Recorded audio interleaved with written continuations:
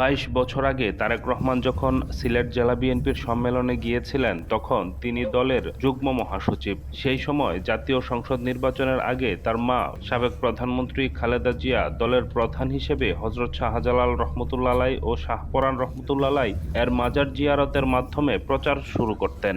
মায়ের পথ ধরেই ত্রয়োদশ জাতীয় সংসদ নির্বাচনে প্রচার কাজ শুরু করেছেন তারেক রহমান। যখন মাত্র কয়েকদিন আগেই তিনি দলীয় প্রধান হিসেবে দায়িত্ব নিয়েছেন। মাঝের দীর্ঘ ১৭ বছর তিনি যুক্তরাজ্যের লন্ডনে নির্বাসিত জীবন কাটিয়েছেন। সেদিন সিলেট হয়ে ঢাকা আসলেও দেখা হয়নি সিলেটবাসীর সঙ্গে। বিমানবন্দরের নেতাকর্মীদের জড়ো না হতে বলেছিল দল। অবশেষে সিলেটবাসীর সঙ্গে তারেক রহমানের দেখা হচ্ছে।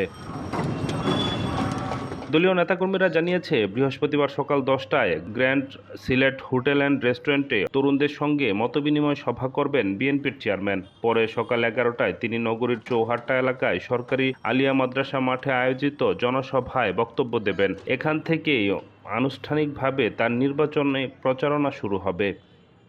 নেতাকর্মী সহ সারা সিলেটবাসী তাকিয়ে আছে যে কালকে কখন নেতা আসছেন।